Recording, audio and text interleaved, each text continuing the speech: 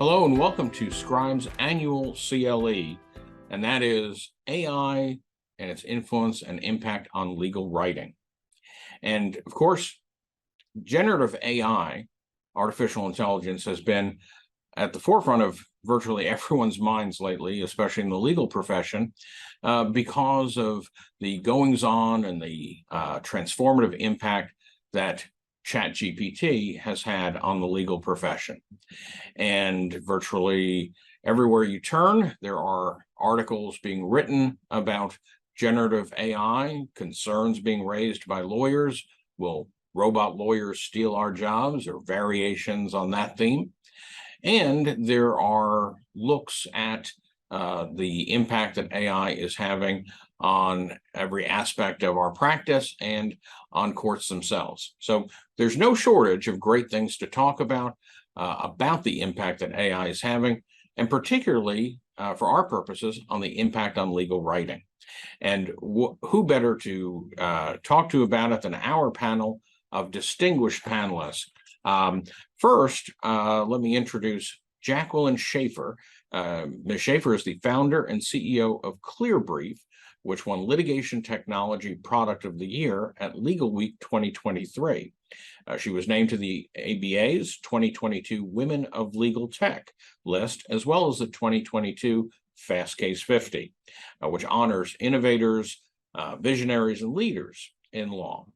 She also received the 2021 Washington State Bar Apex Award for Legal Innovation for her founding of ClearBrief, and for a 2020 Law Review article she authored on harnessing AI to assist struggling families. Ms. Schauer began her career as a litigation associate at the New York law firm of Paul Weiss. She spent the majority of her career as an assistant attorney general at the Washington and the Alaska Attorney General's offices, where she specialized in appellate practice and complex litigation. Before founding ClearBrief in 2020, she also served as in-house counsel for the national nonprofit Casey Family Programs. Ms. Schauer earned her BA from the University of Pennsylvania, where, and I'm jealous, she sang with John Legend's former a cappella group. And she earned her JD from Boston University School of Law. Please join us in welcoming Jacqueline Schauer to our panel. Next, we have Professor Joseph Regalia. Professor Regalia is an associate professor of law at the William S. Boyd School of Law at the University of Nevada, Las Vegas. That is one of the top-ranked law schools nationally for legal writing. He is a nationally recognized legal writing and technology consultant for law firms, courts, agencies, corporations, nonprofits, and other organizations. He has led hundreds of workshops for federal trial and appellate judges, state judges, the Department of Justice, some various state and federal agencies, major corporate legal teams, and more. And Professor Regalia graduated first in his class from the University of Michigan School of Law and clerked for the United States District Courts and the U.S. Court of Appeals for the Ninth Circuit. And prior to entering legal academia, Professor Regalia practiced at three AmLaw 100 firms. And last but certainly not least, please join me in welcoming Robert Scavone Jr. Mr. Scavone is an appellate lawyer with Florida Appeals. He began his legal career as a judicial law clerk on Florida's 3rd District Court of Appeal and on the U.S. Court of Appeals for the 11th Circuit. Before joining Florida Appeals, Mr. Scavone served as an assistant state attorney in Palm Beach County, Florida. He's a member of the Florida Bar's Appellate Court Rules Committee, as well as the Code and Rules of Evidence Committee. And he serves on the board of directors of the Broward County Bar Association. Mr. Scavone is also the host of Summarily, a podcast for busy lawyers. And he earned his JD cum laude from the Florida International College of Law. Please join me in welcoming Robert Scavone Jr. to our panel. Now, I'm going to address the proverbial elephant in the room, because when we think of ChatGPT as lawyers, we're thinking of the poor, hapless attorneys in New York who got sanctioned for using ChatGPT in a brief. And of course, generative AI has unfortunately drawn an inordinate amount of attention for the hallucinations that it may provide for unwary attorneys. But we're going to talk about that, and I know each of you have unique perspectives on that. But first, tell us about some of the positives that lawyers should know about. Ms. Schaefer, why don't we start with you? Yeah, obviously I'm very pro AI. So because I'm a lawyer and I have, litigation background, the way that I came out developing ClearBrief, this is my new catchphrase that I've been workshopping. Tell me if you think it's good. Citations are the antidote to hallucinations. Cool, right? Because we have already a system in our justice system that allows us to fact check and, understand the source for the statements we're making in briefs and legal writing. The question is, how can we make it actually, easier and faster to do that, site checking? So that is what, we built with ClearBrief. The positives of using it are, so ClearBrief, it's a Microsoft Word add-in. I'm just going to share my screen and show a particular, use case for our technology. That's one of our new generative AI workflows. So if I'm starting to write a brief, I'm going to go through the record. It's going to take me, forever, but I usually create a timeline to call out sort of the key dates, the key events that happened. ClearBrief is a Microsoft Word add-in, so it lives, inside Word. You can kind of split the screen here. And by the way, it is SOC 2 Type 2 certified. So that becomes really important with what I'm going to show you next, which is our AI is designed so it won't hallucinate because it's only pulling from the sources that you upload when it comes to the facts. So here I've uploaded some medical records. These are like open source medical records. I can also connect it with my case management system, my e-discovery, so like we had an associate upload, I was talking with them, like a 90,000 page record.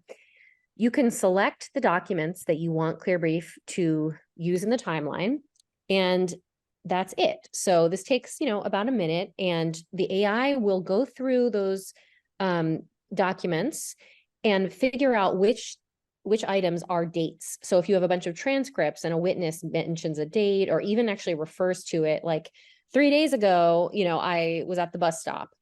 The AI is able to figure out which things are dates.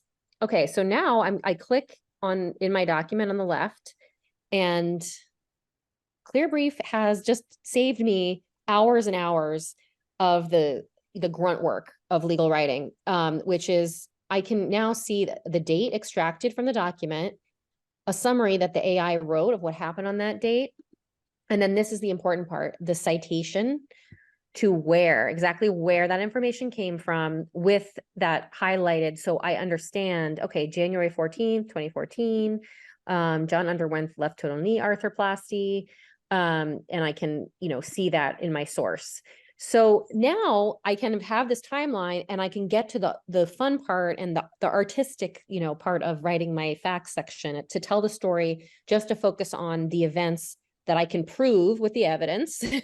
And also notice, I don't have anything to prove that, she was not there that day, or, the date of the murder or something. And we'll be showing you some other ways you can use AI, but that's just, I think, a very quick and, sort of obvious example of, I don't want to spend my my day like painstakingly opening up, different PDFs, and I want to just get to the fun writing process quicker. Thank you. Mr. Scavone, you've used generative AI in another capacity, including for attorney marketing. Tell us about your beneficial use of generative AI. Yeah, I mean, I think the first thing to keep in mind when you're using something like, I'm going to refer to ChatGPT because that's kind of what I've worked with, is to treat it as a starting point, and to always remember that you've got to triple check whatever it gives you. But the things that I've found helpful are, I've used it to test the logic of my own briefs and to test the logic of an opposing party's brief. You can, you know, copy and paste portions of legal argument into GPT and ask it, you know, are there any logical flaws in this particular argument? It can point out strengths and weaknesses in your argument, which is really helpful. I think it's very, very good at doing summaries. So for example, if you've got a, you know, a very lengthy summary of the, or a very lengthy argument section of your brief, you can copy and paste that and ask it to give you, you know, a 6-paragraph summary of that. And then obviously you're going to have to tweak it to make sure it's in your voice, but it's very good at doing that kind of stuff. It's very helpful at helping you structure your argument. You can use it for those purposes. You know, I think those are the big ways that I've used it. I don't use it, you know, on everything I write, but when I do use it, those are the things that I try to use it for. I don't use it for legal research. Although I have on occasion, one thing that's really interesting is you can ask it, you can give it a case that is pre-2021. And you can ask it, you know, what are the, if you're trying to argue against the case, you could ask it, you know, what are the compelling arguments to reverse this precedent? And it can give you some really, really good arguments. And, you know, it generally won't cite cases. And I've noticed that recently there is a warning that it gives you that, you know, you have to keep in mind to kind of double check things. But, you know, those are, I think, some of the ways that lawyers can use that. Obviously, it's applicable for litigators as well. Thank you. And Professor Regalia, some positive uses of generative AI that you've used or that you're aware of. Absolutely. Yeah. I love the panelist comments. Makes total sense. And I think it's very helpful to see examples like this, right? Very specific uses, especially because I'm very big on, you know, go try these tools out in a safe way, right? And we're going to get to the pitfalls later. But frankly, that's one of the easiest ways to start wrapping our heads around all these new features and possibilities, is just to go try it and play with it. But I think it's very valuable to step back a little bit and think about, you know, what can these tools do and what can't they do? And I think that'll often lead folks, this is true of any legal technology, right? Once you know the possibilities, that will lead you to, okay, what are the places in my practice, in my sorts of writing, in my writing process, that I could get value from a tool like this? And so I think it's helpful to think about, you know, aside from anything else, what are these generative AI tools good at? They are good at understanding human language and understanding data. And, you know, that's the big, huge disruption that came with ChatGPT. It was these next generation models that have not been around for that long, that can understand the context of human language better than at least any other public facing tool we've been able to use.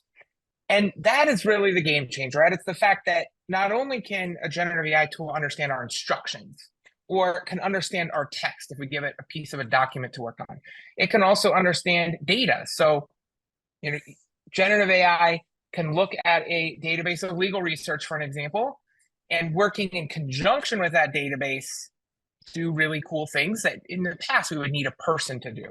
So I like thinking of using generative AI to work on our own text, our own data, to edit it, to modify it. We hear a lot about that stuff. But then there's also retrieving data that normally we would need a person to go figure out, well, which case would be helpful here? What case is going to be valuable? There's a lot of value in there.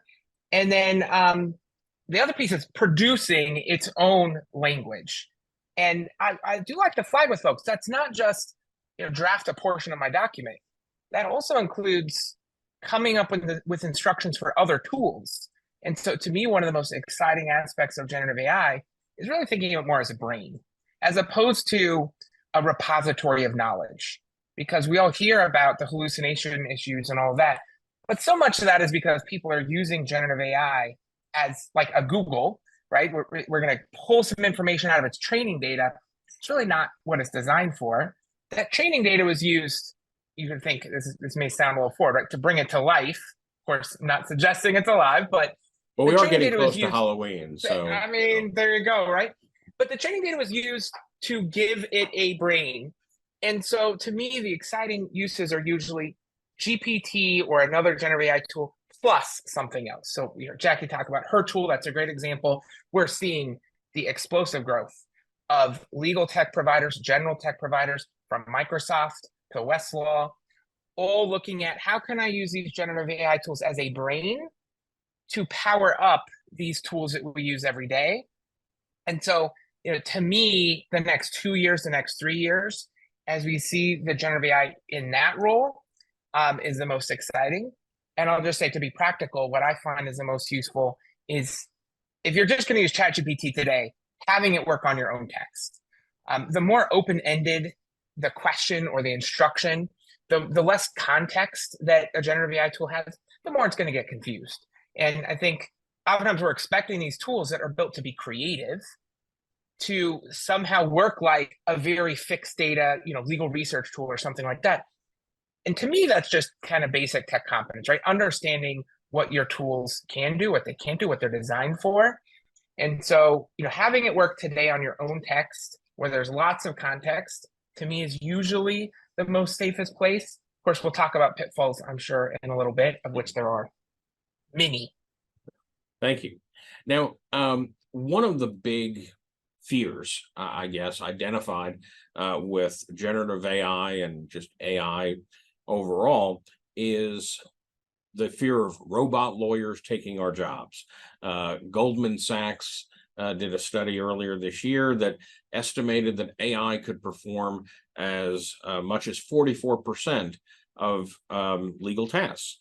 Coca-Cola, JP Morgan, a number of large legal departments are using AI for contract drafting, among other functions.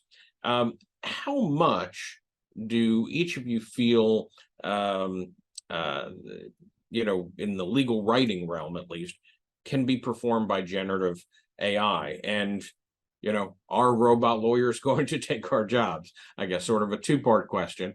Ms. Schaefer, let's go to you first.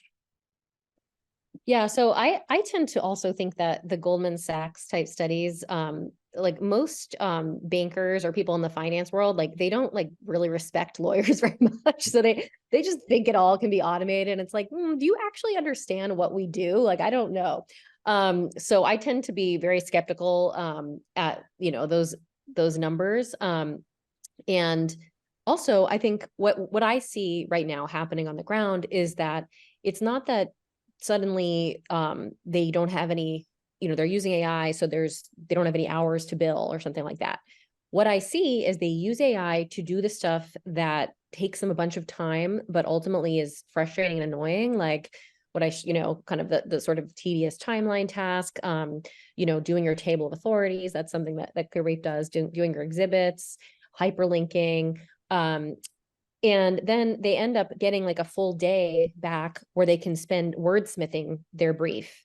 And so it's not like we won't be able to fill the time, and there's always plenty to do on your cases.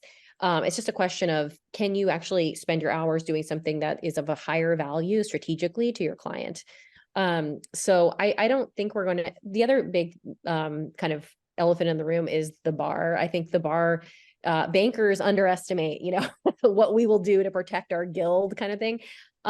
So I think that it's in all of our interests, though, to embrace AI as professionals so that we can be better at our jobs, but not approach it with this sense of fear about, robot lawyers kind of thing. The value in it speaks for itself when you use it, and it sort of shows you a new way of practicing. Okay, thank you. Mr. Scavone, how about you? So, frankly, I do think that there'll be a point where generative AI will take over large parts of what lawyers do in the office. Look, it's never going to be able to hold the hand of a client whose child was killed in a car accident. It's never going to be able, well, I shouldn't say never, but at this point, it can't go into a courtroom and conduct a trial. It can't go into a hearing and argue a motion. And, generally when I heard at the very beginning about, this will take over and things like that, I was a little bit skeptical, but I recently watched a 60 Minutes episode with George Hinton, who is the quote unquote godfather of AI.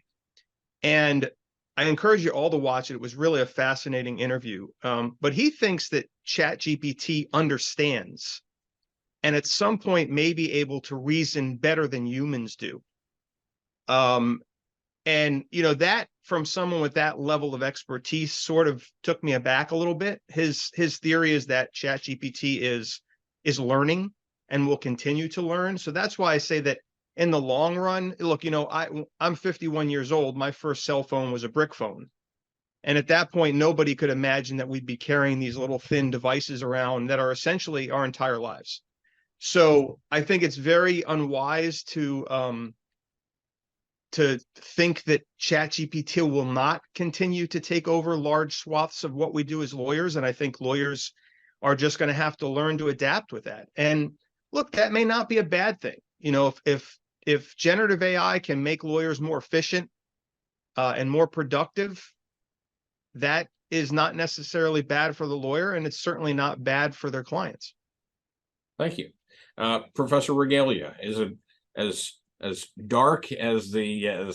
Scavone is saying, we have to adapt or die off like the dinosaurs? What are your thoughts? I have so many thoughts on this topic. I've talked about it a lot in recent months.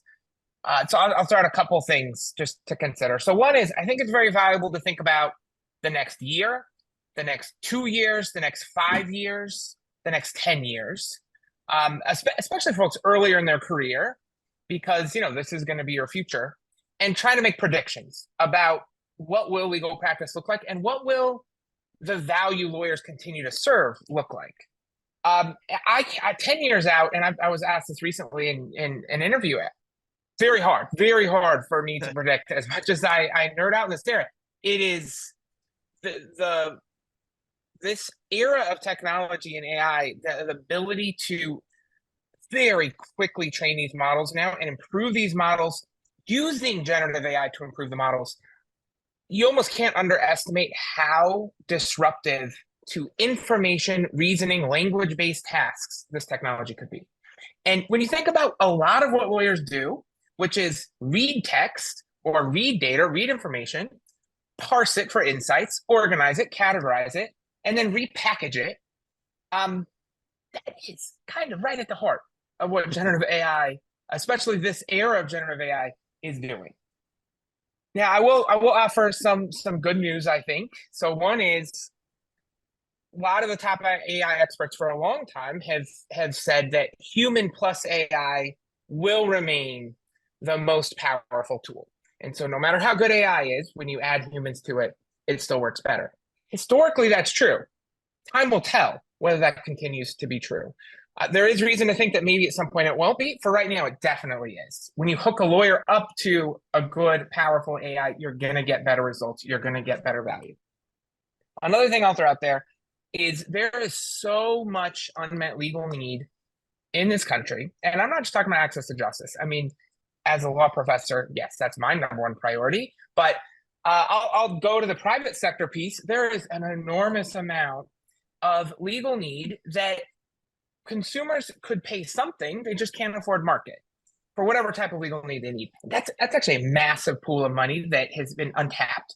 Sometimes we get, we've had some success with folks like LegalZoom and stuff tapping a little bit of that market, but the ability for lawyers to scale what they do and maybe now serve 3 or 4 times as many clients, charge less, but actually make more money, that's already a disruption we've seen, for an example, in certain types of contracts or transactional practice, where the automation has been easier over the last decade. We've seen it happen already, where the price of getting that transactional help has come down so much that it's much more accessible.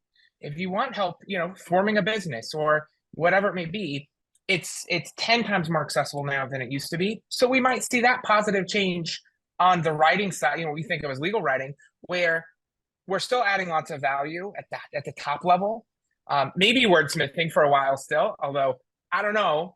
I'm involved with the development side as well on legal writing at my training company, Right Law, and it comes up with some good wordsmithing sometimes. It's not too shabby. But certainly, the really complex reasoning and conceptual work that we do for clients, the advice, the prediction, we still got some years to go before we have to worry about all of that being gobbled up. And so I think all the points about we can work with AI right now, we can be empowered, we can do more value, we can serve more clients. There are so many good stories in all of that. The scary thing to me is when practitioners, especially earlier in their career, are not getting ahead of the curve. Because I do think that generative AI could hit folks like a freight train if they're not aware of what it can do, what it's doing, how courts are using it, how other counsel are using it. They don't even know to ask the right questions. That education gap is what concerns me. It's not that everyone's going to be put out of work. It's that I think, Robert put it great. The nature of our work is going to change. It will have to change in the next 5 years. The value that we're adding for clients will change. But we have so many great skill sets as lawyers in terms of critical thinking, problem solving, advice, even absolutely, as Robert said, the emotional aspect. It's figuring out our place, I think, going forward. And I think the people that need to be concerned, unfortunately, are the folks who are not in the CLE. I mean, the folks who are not asking the questions of what can this stuff do? How does it overlap with my daily practice?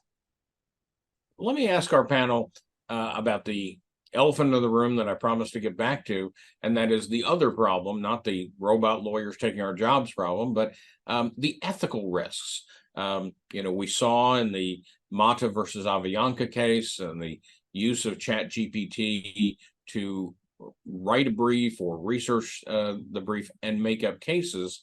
What do each of you see as bona fide ethical concerns in using generative AI? And Ms. Schaefer, why don't we begin with you? Yeah, so I think the number one ethical duty to think about here is two, I guess I would say your duty to understand emerging technology or your duty of competence. So I was just, I'm actually here in Connecticut today presenting at the Connecticut Bar Symposium on AI, and this was discussed. It was cool. Someone had printed out the Connecticut ethical rules, and one of them it says you have to keep abreast of emerging technology. You have to educate yourself, and you are not being an ethical lawyer if you are just ignoring AI. So that it came right out and said that.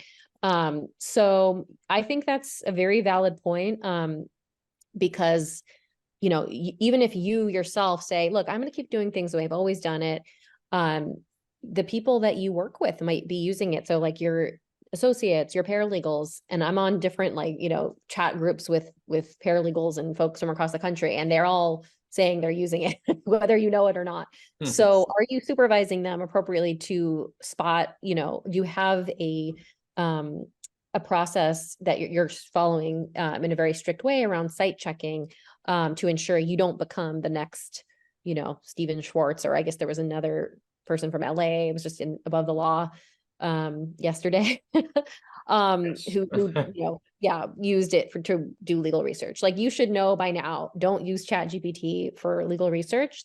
AI is good for legal research. It's just, you need to use a product that you need to educate yourself on that emerging technology, use a product that's designed for that. So I don't think it's something that needs to be keeping us all up at night. It's just use common sense of, yes, educate yourself what you're doing right now. If you are using technology, make sure you understand what it's supposed to be, good at, what it should not be used for.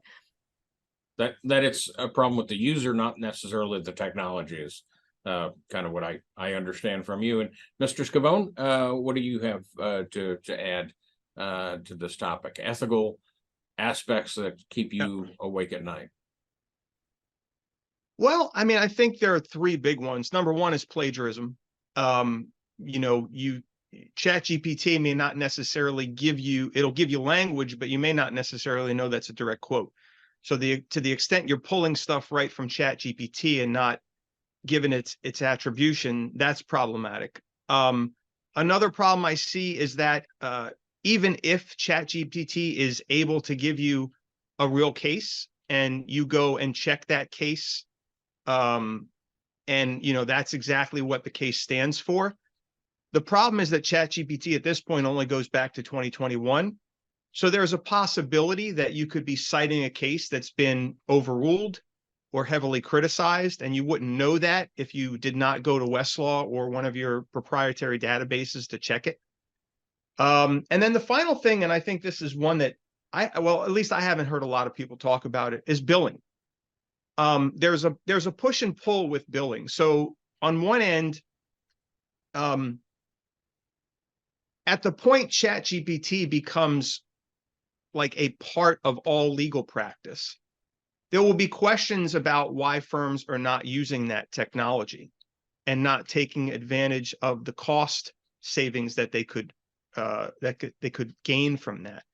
So, there was a recent article in Legal Drive, I think it's called, where they surveyed a bunch of in-house lawyers, and the vast majority of in-house lawyers now expect the firms that they're working with to use generative AI. So you've got, on the one hand, people that are demanding that you use it. And look, at some point, clients are going to be smart enough to say, hey, I know you've got to write this, but can you, is using generative AI going to save you an hour or two? And then you've got the other side of, now, as a law firm, knowing that I have to use this thing, I've got to be really cognizant about my billing. What used to take me 15 hours may now take me 12.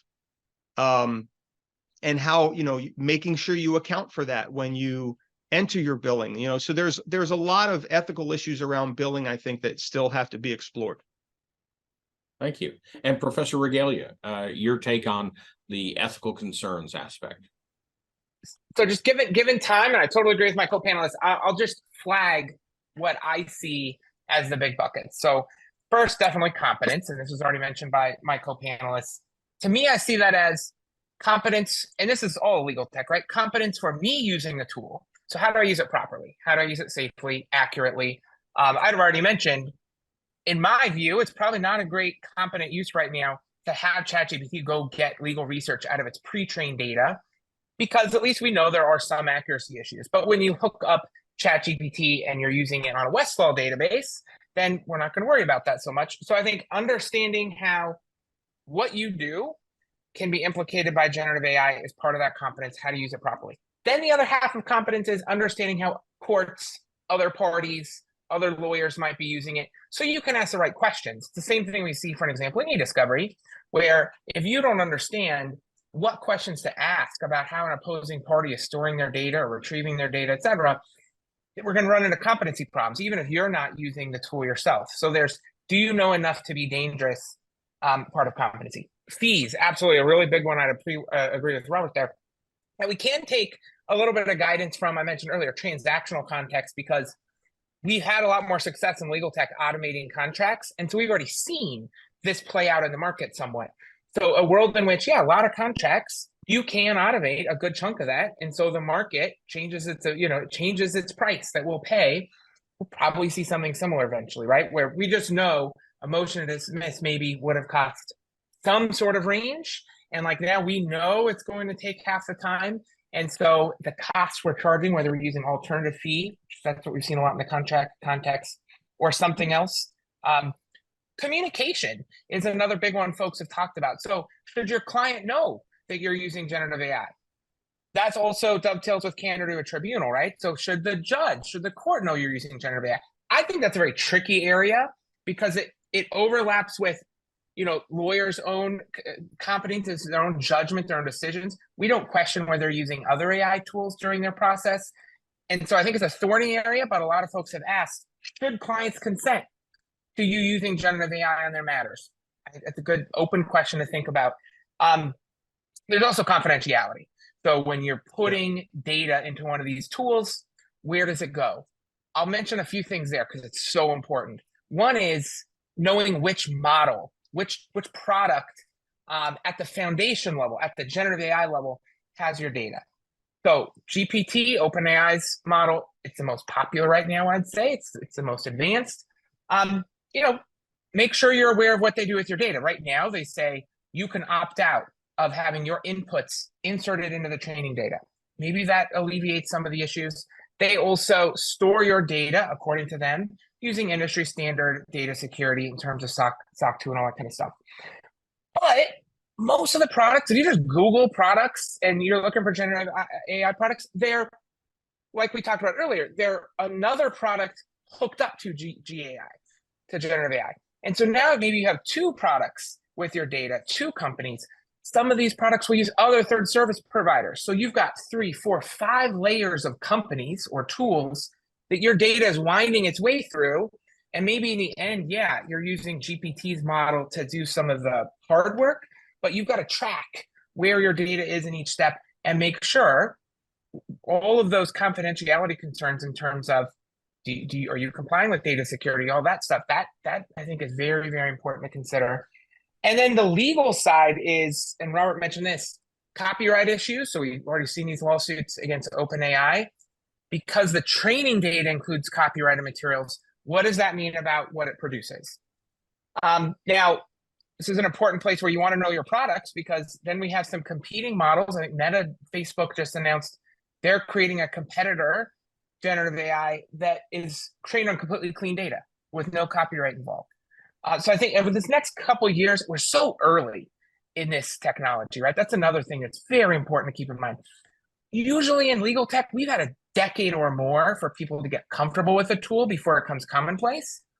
E-discovery today, I can still walk into a firm and say, oh, do you all use e-discovery? Small firm may be like, no, right? And this is many, many years after e-discovery has been ubiquitous. So it's different with generative AI. It's like all of a sudden everyone's trying it, using it. But it's so early. It's in its infancy. In the next 2 years, next 3 years, as companies react, as regulators react, I think we'll see many different ways to interact with this technology that maybe are safer or are built for legal.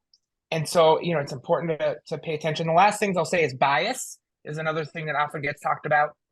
Often from the data or how the model works, you can have outputs that you rely on that contain bias. And we might be responsible for that. So that probably feels like an overwhelming number of implications. It is, I think it is.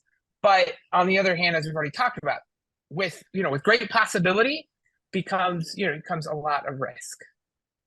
I want to take, I'm going to skip around a little bit, and I want to take as a jumping point for our next question, alluding to an issue that you had just mentioned, Professor Regalia, and that is, across the country, judges have begun to issue standing orders calling for lawyers to disclose their use of generative AI in briefs and pleadings filed with the court.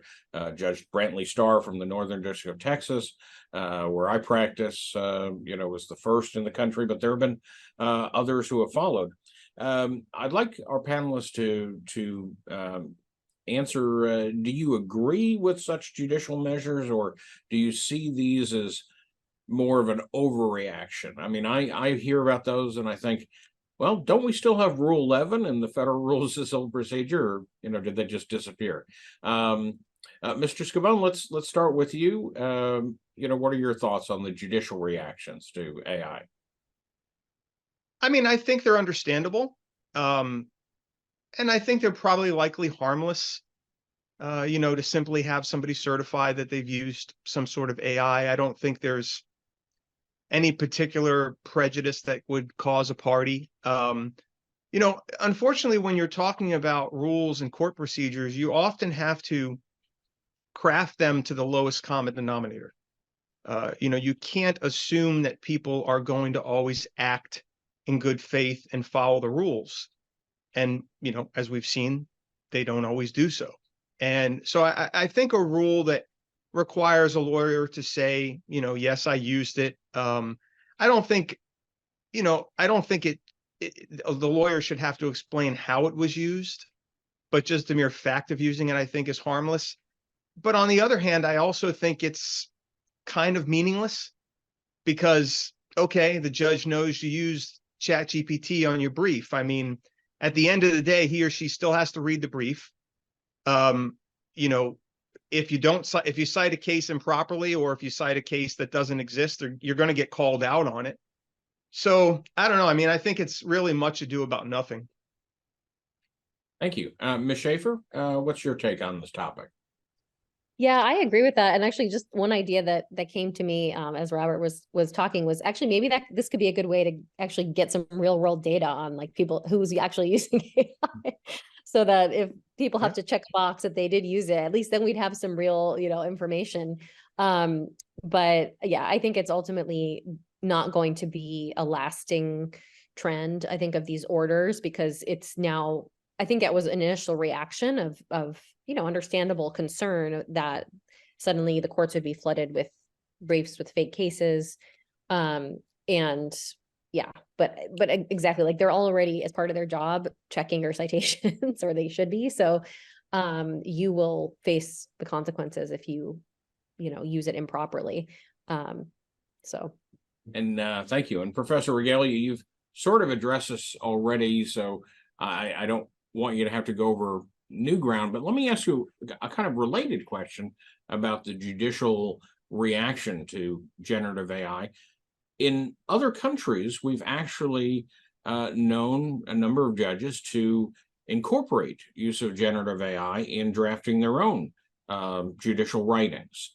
And this has happened in several countries: Colombia, Mexico, India, Pakistan, and so forth.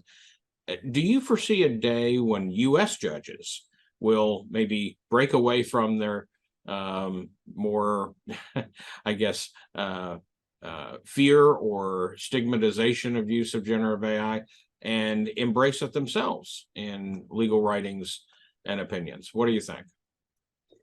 Short answer, I think absolutely. And I'll tell you without revealing any names. I've this summer been asked to do quite a few trainings for judiciaries, and it's not all just what are the ethical questions. I mean, that's usually half of the time. We're thinking about what is overblown, what is not. And by the way, on the standing order issue, I think that is the key, right? It's the judiciary and then regulators. That could be ethical regulators, that could be outside regulators, understanding how the technology works and coming up with frameworks that balance the positives and the negatives.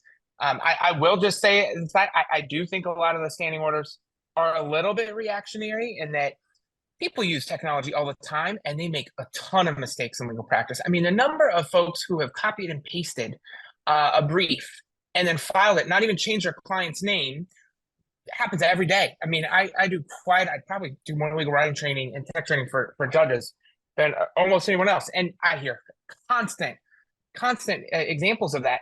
And yet, we hear all about the one time someone made a mistake using this tool. But I think the education piece is so important. So the more judges understand how to properly use the tools, how to productively use the tools, we will see them use them more. And frankly, I already know judges in the US are using them because behind closed doors, they told me they've used them. And I've gotten reports from lawyers.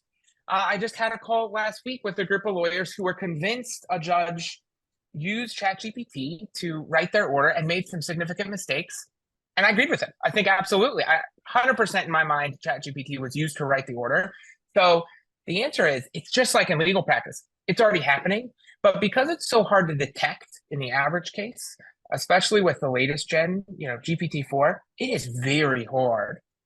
If the user is good at using it, it is very hard to detect that ChatGPT has been used during the process, especially the brainstorming process. How would you even know?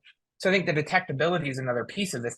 How many folks are using it behind closed doors? Productively, possibly, right? Really positively, including in the judiciary, a lot. I think the indicators are a lot. Yeah, like I'm working with judges across the country that are using ClearBrief. So it's definitely being used for sure by judges, mostly state court judges, both state Supreme Courts, appellate courts, and trial courts. And some of the features that are most popular with judges are the ability to analyze the brief and instantly see the cases, so they can spot if there are any fake cases, as well as our ability, it's the add facts cite button. So when the judge is drafting their order, they have all the transcripts from the trials and they know what they want to write.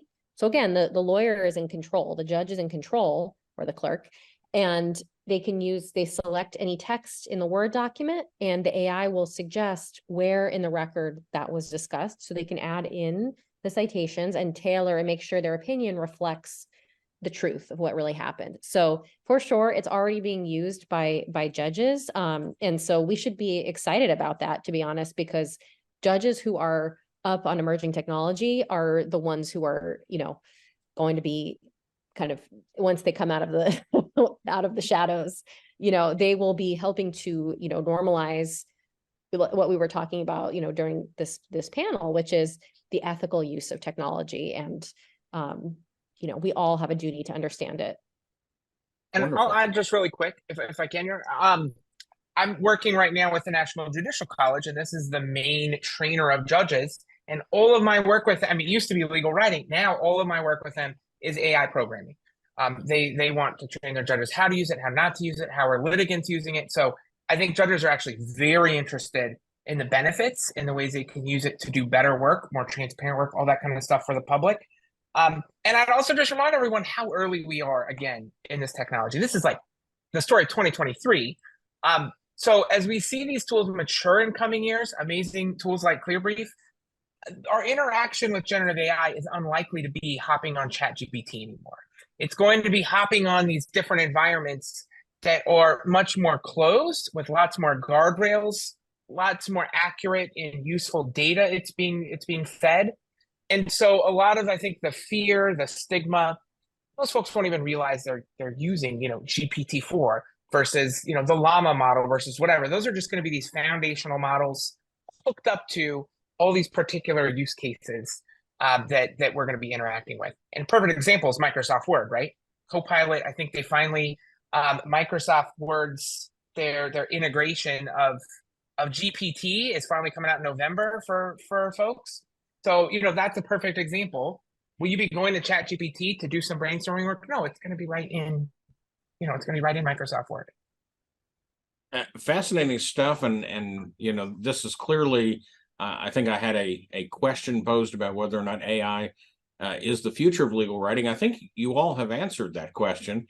And in the interest of time, I know we have some questions in the Q&A, and I want to allow time for our panelists to answer those. So why don't we go to the first question in the Q&A, and that's this question is for Professor Regalia, and this attendee would be interested in a couple of examples of the kinds of questions that you have in mind that writers should be able to ask about others' generative AI use.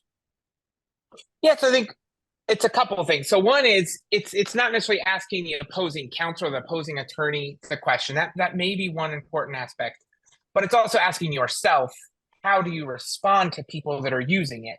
And so that might be, you're going to go double check the cases that are used. Absolutely. Or maybe you're going to look for some of the other common hallucination or organization mistakes. That there are some telltale signs we see, at least at this stage, when you're using something really open-ended like ChatGPT.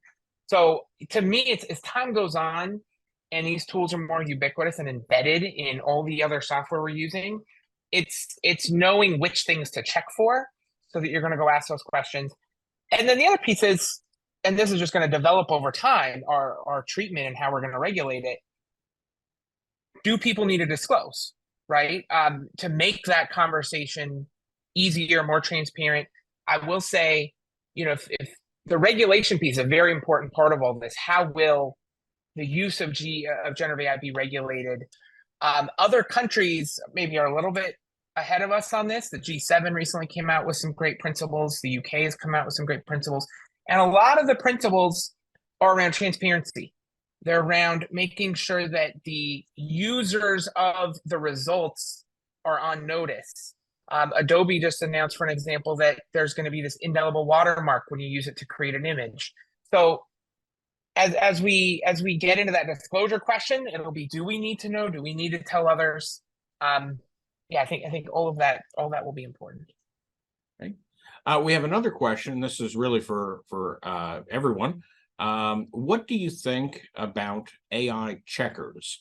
The attendees' understanding is that they're generally unreliable, but do you think courts may go in the direction of, and in the academic context, I know I'm familiar with something like Turnitin, which has been criticized as not working.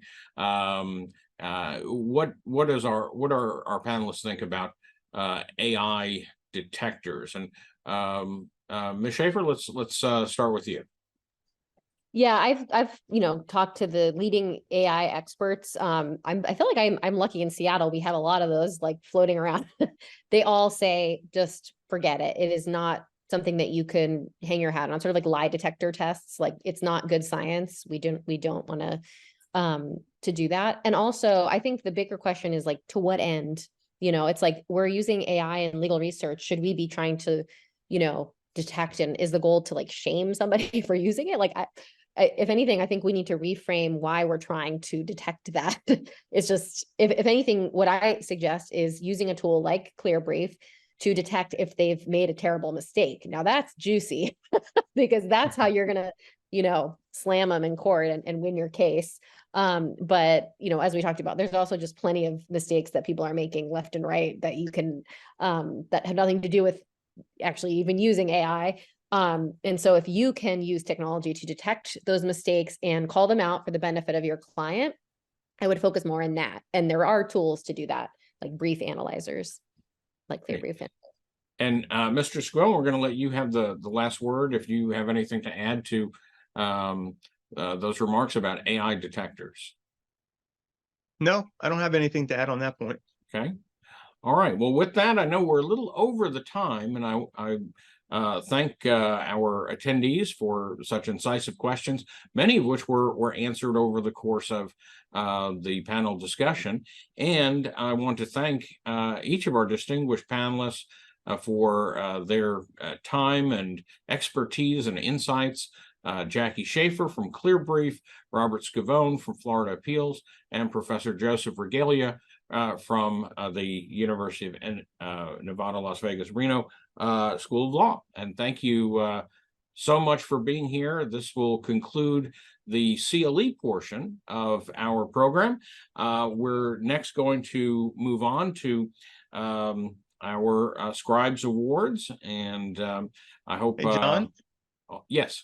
Yeah, before I go, will you be circulating the recorded version of this?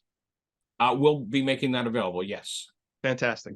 And thank you so much for being a part of this. Thank all of our panelists for doing this. And now I'd like to introduce Justice Michael Hyman, who is going to introduce our Scribes Book Award winner. And Justice Hyman, over to you. Justice Hyman is a former Scribes president, longtime member of the board of Scribes, and he is the chair of the Scribes Book Award Committee. And it's our pleasure to have him introduce our 2023 Scribes Book Award winner. Justice Hyman? Thank you very much. We had a tremendous year of books submitted to the Book Award Committee this year. I think it shows that many authors were working during the COVID shutdown, and I think one of them was our award winner. We had almost 50 nominees this year, which was a lot to go through. What we look for in the reviewing is an engaging, insightful, thought-provoking, scholarly, but most of all, we are looking for a well-written book. And all the judges agreed that the proof, and I'll show it, this, well, it's there. I'll prove that I have the book. There it is. And you see those fingerprints there? I believe those are Professor Schauer's, but I'm not sure because I don't have any proof of it. But they might be his fingerprints all over it. The Professor Schauer describes his book as a how we know what we know. And he is a chair professor at the University of Virginia Law School. He's an authority on lots of topics, constitutional law, philosophy of law, legal reasoning, freedom of speech and press, the law of evidence, and it goes on. I mean, if you want a professor who knows a lot, you want to talk to Professor Schauer. He has written, this is his 15th book, and he's written hundreds of articles and spoken around the country and been a guest lecturer at many law schools. One of the book reviews of the proof lamented that it might perhaps be too much to hope that this book will be widely read. Well, the proof of that proof is that he won the book award. He receives Goodreads rated at a 4.4. I think he's got a 4.3 on Amazon. I mean, people are beginning to realize how good this book is. And so we'll find out the proof of that proof now as we hear from Professor Schauer. And please, if you have some questions, we hope at the end we'll have a little time for questions. Put them in the Q&A. So Professor Schauer, welcome. And looking forward to hear about how this book came together. Thank you. Can you hear me? Okay, good. Receiving this award is a great honor. I've looked at the list of previous recipients, most of whom are more insightful, more famous, and better writers than I am, but it's a great honor. I'm very pleased. This is a book that starts from the premise that evidence is everywhere. Let me just give a couple of examples of some evidentiary issues that I deal with in the book. Was Thomas Jefferson the father of Sally Hemings' children? Was a painting called Salvator Mundi painted by Leonardo, or was it instead painted just by people in his circle? And for those of you who know the auction business, circle of Leonardo is a couple of zeros worse than Leonardo simply. Or who said what to whom on January the 6th, 2021? And one final example from current events, does vaccination against COVID, or for that matter, influenza work? Especially recently, all of these issues have been talked about widely, including using the word evidence over and over and over again. I'm interested in what is.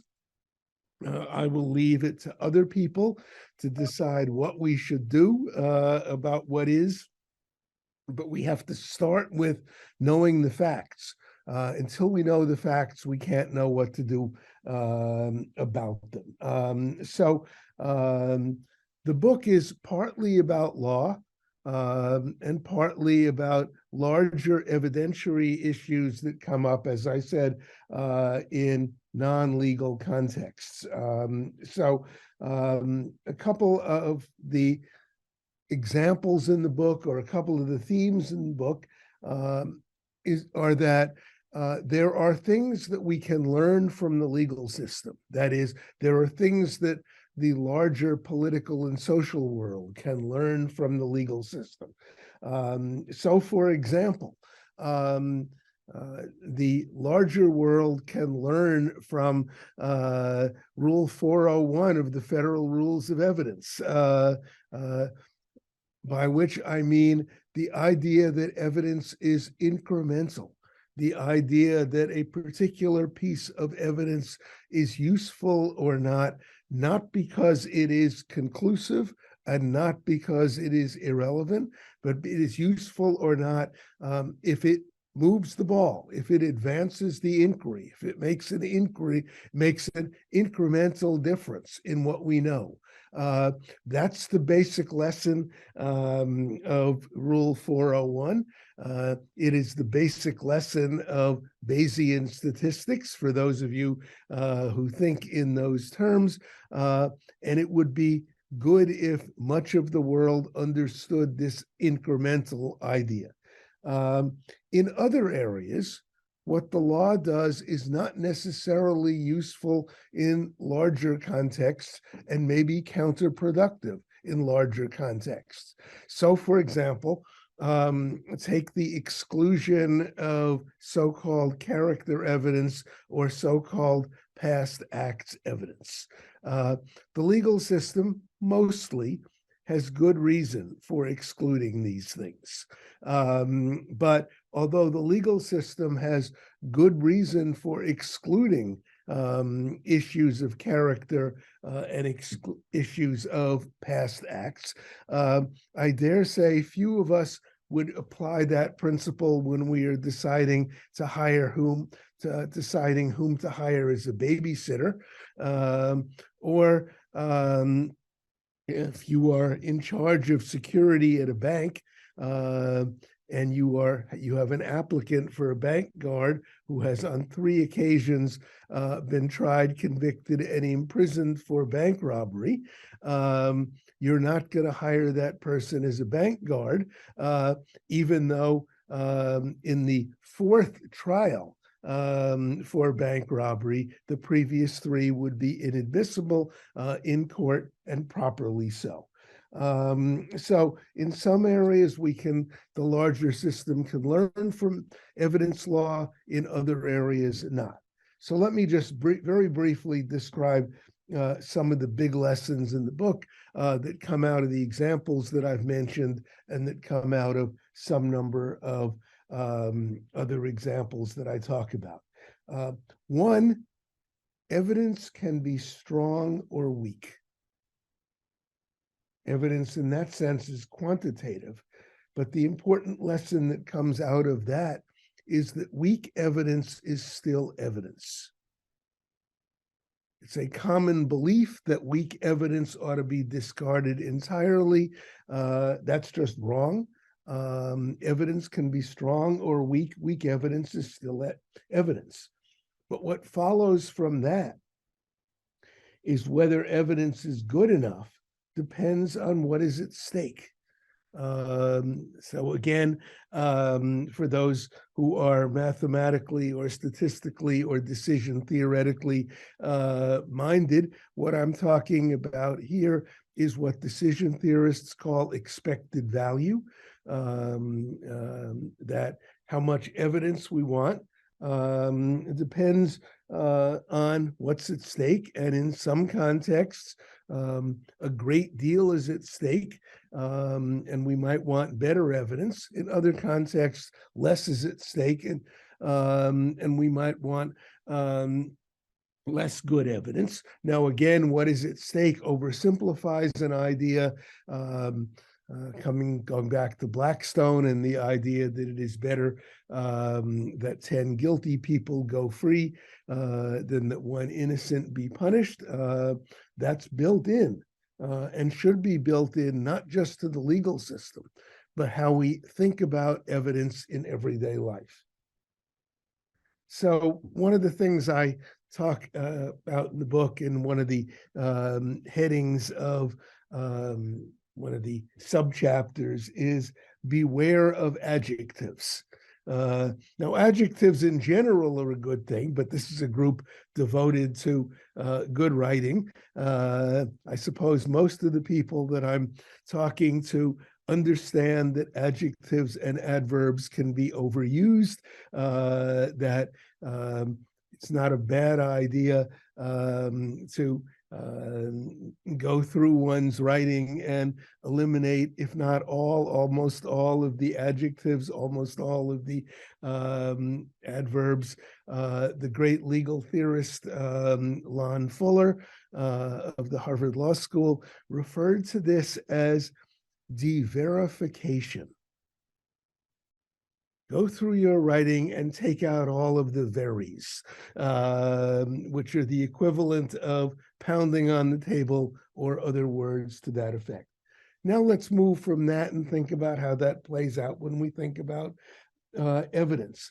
Think about the number of times that somebody has said there is no conclusive evidence, there's no direct evidence, there's no clear evidence, there's no convincing evidence.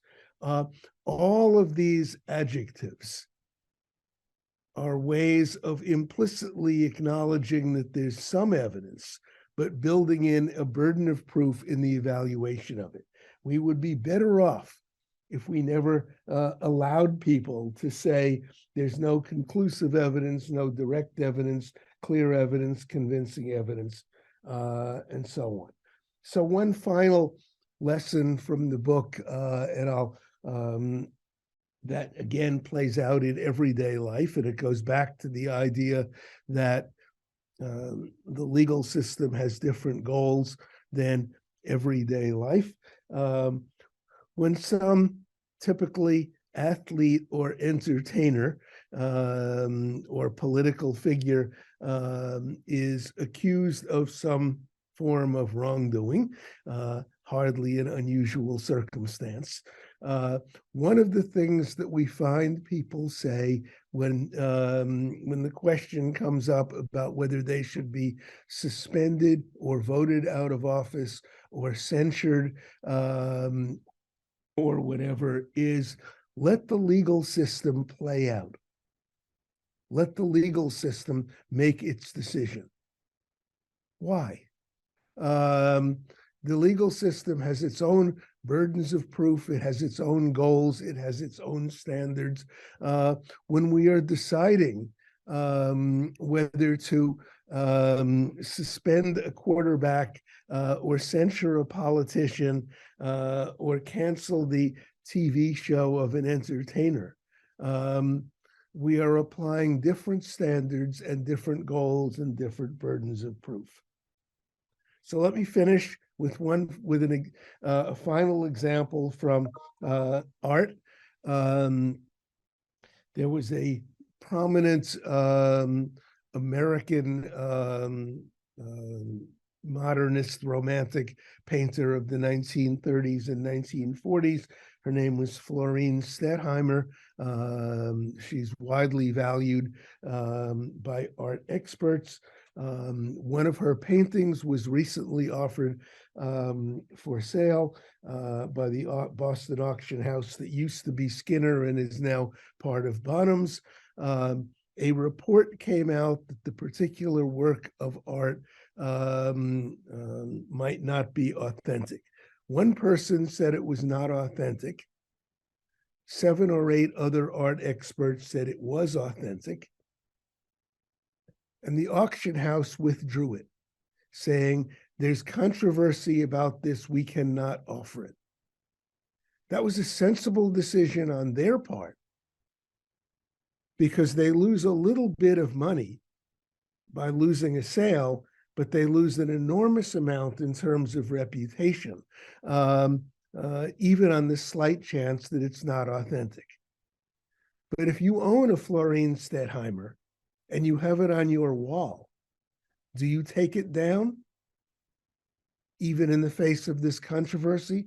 I would say no, because the stakes are different. Having a controversial Florine Stettheimer on your wall is not nearly as catastrophic for you as having a non-attributed, non-properly attributed Florine Stettheimer for sale if you're a prominent auction house. These and many other issues are the kind I dealt with in the book. Evidence is not just a bunch of silly rules that law students and lawyers have to memorize. It's everywhere. It's all around. And hopefully my book will help people in thinking about this. Thank you again. The honor is great, and I'm very, very pleased. Thank you. Appreciate it. And you've given a nice overview of the book. Let me ask you if you could share some insights into your process, your writing process for this book. Okay, so a number of my, well, first things first, I don't write books that are collections of previously published articles. It is common for law professors to do so. My books are written as books from the beginning. But frequently, including this book, they are written as separate chapters where the separate chapters are somewhat self-contained. So in writing a chapter, what I tend to do, the hardest part for me is writing my first draft, or writing what I like to call a junk draft. And I encourage my students to share their junk drafts immediately. So I will write a very quick, very sketchy, very bad draft, and then perhaps like a sculptor, chisel away at it and work at it, and rewrite and rewrite and rewrite. That's the part that I enjoy. I hate writing first drafts. I enjoy modifying and refining over and over and over again. I also tend to write footnotes as I am writing, although I modify them thereafter, because it encourages further thinking while I write. Footnotes for me are not academic affectations. They are important acknowledgments that nothing that I say is completely original. I think it is important to acknowledge those who have come before me. And footnotes are also useful in directing the interested reader to further sources and the like. So writing footnotes is certainly not something I do afterwards. It's certainly not something I leave to research assistants. So you asked me about my writing style. I'll say one more thing. I don't use research assistants ever. Everything that gets published over or under my name, I have written, I have researched, I enjoy that process. It's what I get paid for. I don't get paid to pay other people to do this. So I don't use research assistants.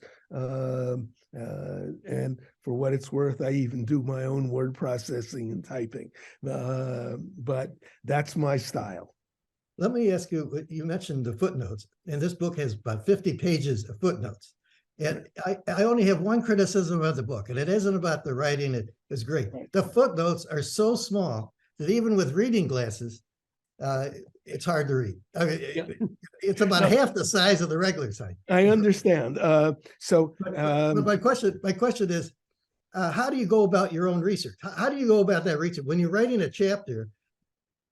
And how do you do research for your backup for the statements you're making? How does that process work? Usually, at least most of this I know before I start writing. That's where I write books about what I know about. So I have some pretty good handle on sources, but I'm happy to go back and forth between footnotes and text writing. I can easily, this is easier for me than it is for other people, I can work in 10-minute blocks.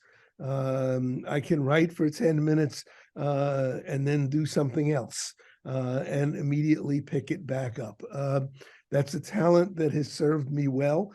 Not everybody has it. Not everybody wants it. It serves me well. I should mention the footnotes are endnotes. The book is designed to be read without having to go to the bottom of every page, designed to be read without going to the back. So many of the endnotes are best read at the end of each chapter rather than continuously. If you don't like the type size, I'm with you. You can take it up with the Harvard University Press. They believe that books sell better if the density of endnotes or footnotes is smaller. I'm on your side. What challenges did you have in this? I mean, this is your 15th book. Were there any new challenges, or what were your major challenges in the proof? Okay, so let me correct the record. It's technically 15 books, but it's really 7 books. Some of the other 8 are law school case books, or edited volumes, all of which are useful, valuable things that contribute. This is my 7th real, genuine, written by me from beginning to end book. I think the big challenge here for me was writing a book about something that comes out of 40 some years of teaching evidence, that comes out of having been a trial lawyer even before that, but doesn't come out of very many previous articles. As I said, I don't write books that are collections of previous articles, but I write books in the past that have built on some number of articles that I've written. This one, much less so. I've written a few articles about the law of evidence over the years and more recently, but this built on less of a foundation than some of the others. That was more of a challenge. It required more reading and thinking and whatever before I started writing. But at the end of the day, I'm pleased with it, and I'm pleased that your committee is pleased with it too. The last question because of time, but the book is a very readable book. And that means it's for the general public too. This is not a book just for lawyers. And that's an important, in our decision making, we want everyone to read books that are about legal topics. And you've done that. How do you write? How would you tell somebody, how do you write for both the general public and for the legal community at once and do it effectively as you have done here? So I think part of this is reading a lot. That is, I read a lot of things that are aimed at the general public. So I have a feel for that, whether it be reading newspapers or magazines or fiction or general audience nonfiction or whatever. I read a lot. I also talk to a lot of people about what I am writing about. Talk to a lot of non-lawyers. I love that category. We use it all the time as if the world is divided into lawyers and others. But just talking about what I'm working on, talking about what I'm thinking about, gives me a good sense of when I'm getting too technical, when I'm getting too much in the weeds. I read a lot of books by legal academics that are designed for general audiences and aren't, that are basically law review articles with slight modifications. So I think talking helps. It gives me a feel of what I have to say in order to get people to understand it, including not only talking to legal academics, not only talking to other academics, but talking to people in other disciplines, or talking to the guy who mows the lawn. Yeah, well, that's good advice, because when I teach legal writing, I always advise my students to have somebody who's not a lawyer read it. If they can understand what you wrote, then even a judge will understand it, right? So it's very important that other people read your writing. But thank you very much. I have one last question. Sure. John, if I could ask it, because after hearing that, who are a couple of your favorite authors? So my favorite legal author, legal academic author, was probably the late John Hart Ely, who was both clear and recognized that a little bit of humor is not a bad idea. Another I have my jurisprudential side. On my jurisprudential side, HLA Hart, who wrote with stunning clarity and non-technical proficiency. On the non-legal side, I am a fan of American social realist novels of the turn of the last century. Theodore Dreiser, Sinclair Lewis, Edith Wharton, William Dean Howells. I am not a fan of the so-called modern novel, as this list might indicate. These are people who had something to say, could say it clearly and directly. They remain among my favorites, people I want to reread. Thank you. Those are great names. Thank you very much. And congratulations again on this award. Thank you very much. I'm very honored. Thank you, Justice Hyman, for that, and thank you and congratulations once again to Professor Schauer for winning the Scribes Book Award. And again, that book is The Proof: Uses of Evidence in Law, Politics, and Everything Else. Now, up next, we are going to introduce the winners of the Best Brief Writing Award, and to do that, please join me in welcoming Scribes board member Charles Dewey Cole. Good afternoon, everyone. Are you able to hear? Yes. Good. I much prefer being able to look at an audience rather than a screen, but we'll do the best we can with what we have. I'm a member of the Scribes Brief Writing Award Committee. I've been on it for probably 20 some years. The committee began well before that, when Judge Roger Minor, who was a circuit judge on the Second Circuit, came up with the idea that Scribes should be awarding best briefs. They originally started out by trying to find briefs that were submitted to the U.S. Courts of Appeals. Later, we moved into the law school competitions. The committee's task each year is to select from inter-school competitions one or more briefs that wins the best brief, either in the national competition or in a regional round of the national competition. Those briefs are submitted to Scribes, and Scribes has screeners at the different law schools that are institutional members of Scribes who read through the briefs. Briefs that get the votes of 2 out of the 3 screeners are in turn forwarded to the committee. And after the committee gets them, the committee reads through them. Our committee chair is Ken Gartner.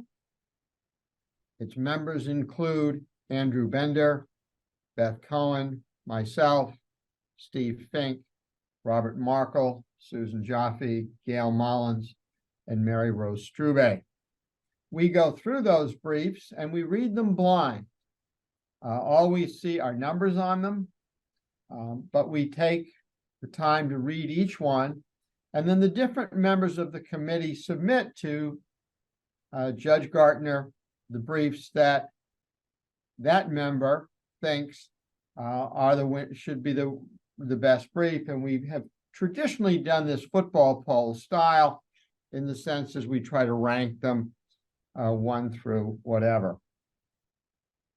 I must say that in my 20-some years of doing this, the outstanding brief, or what we would call, or Brian Garner would call, the winning brief, usually jumps right out at you. You see it because of the clarity of the prose. You see it because of the way in which the issues are presented. You see it because of even small things like the conclusions, the typeface, and so forth. We're very lucky this year that we have 2 winning briefs. That's not something that we usually have, but we have 2. One is from the University of Illinois College of Law, the authors of which are Kevin Colorado and Sean Dunn. The other brief is from Texas Tech University School of Law, the author of which is Taylor Hawley. I want to give my congratulations, the congratulations of the Brief Writing Award Committee, and the congratulations of Scribe to our winners. If you finish top in this competition, you know how to write a brief.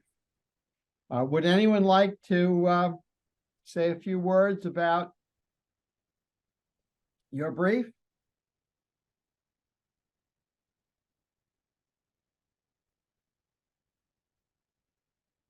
I can start, Charles. All right, Mr. Colorado, I would appreciate your doing that. Of course. Yeah. Well, thank you so much. And Bradley and the Brief Writing Award Committee for inviting me today. Receiving this award is certainly one of the highlights of my law school career, and participating in moot court, certainly one of the great highlights.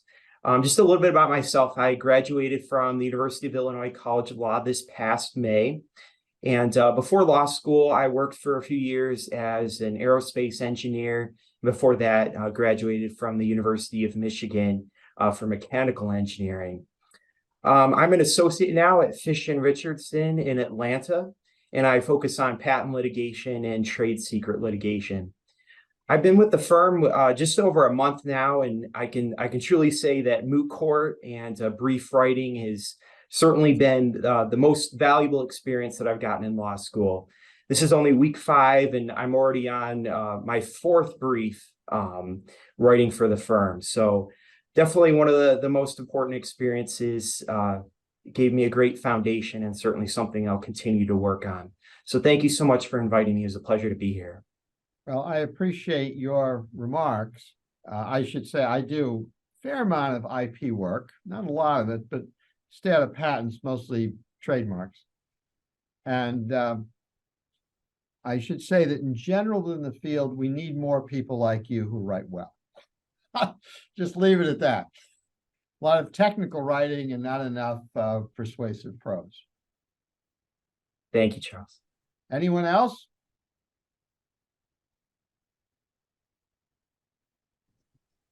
Hello, Charles. I can speak next if you'd like. Mr. Dunn, by all means, speak right up. Yes. Hi, I'm well, my name's Sean. I was Kevin's collaborator on the brief. My apologies for coming from the car. I'm actually just heading out to lunch right now from work. But I also, just like Kevin, am very happy to be here. It was a huge honor. I know the two of us didn't necessarily even write the brief. You know, we wanted to do our best, but we weren't necessarily planning on winning, you know, best brief there, let alone the national competition here. So it was a huge surprise and a huge honor, I think, for both of us to have won. Then yes, it was a great experience, and it's really gratifying because I know that we both worked hard on that brief, and you know, we both worked hard on our writing throughout our law school career. A little bit about myself. I just graduated from the U of I College of Law this past spring, just like Kevin. I'm going to be working for the Will County Public Defender in Joliet, Illinois, and I'm excited to bring this experience writing to some of the criminal defense work that I'm going to be doing. So yes, it was a great, again, thanks so much for the honor. And I guess I would also like to thank Kevin and maybe shout out my writing professor, Professor P at the U of I College of Law. She was a great teacher, and really couldn't have done it without what she taught me in my 1L year. So thank you. I appreciate your remarks, Mr. Dunn. Is Taylor Hawley around? Yes, I am. Well, welcome. Hi. Congratulations. And let me ask you this on a more personal, are you in Lubbock right now? I'm not. I actually graduated from Texas Tech School of Law in May of 2022, and I am at Underwood Law Firm in Amarillo, Texas. Well, just north then. Yeah. Okay. I visited the law school at Texas Tech once or twice. Very flat. I'm sure Amarillo is the same way. Actually, Amarillo's a little bit better. Not much, but a little bit. Tell us a little bit about your brief and your experience with brief writing. Yes, sir. So my brief was about whether a commercial website has to comply with Title III of the ADA, and whether it's considered a place of public accommodation and therefore needs to be accessible to those with disabilities.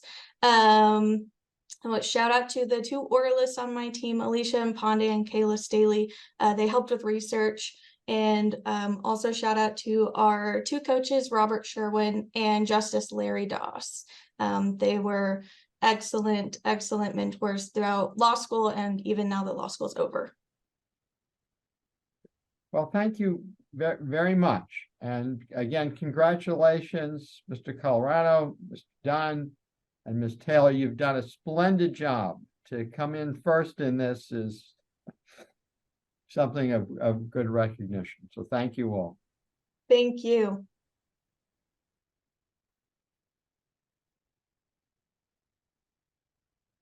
Well, thank you, Dewey Cole, and thank you very much, and congratulations once again to both Kevin Castellano and Sean Dunn from recent graduates of the University of Illinois Chicago College of Law, and to Ms. Taylor Holly, recent graduate of the Texas Tech University School of Law, on winning the Scribes Best Brief Award.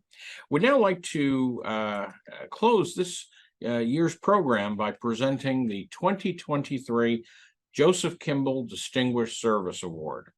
And I am incredibly pleased to present this award to my good friend and colleague, Kem Thompson Frost.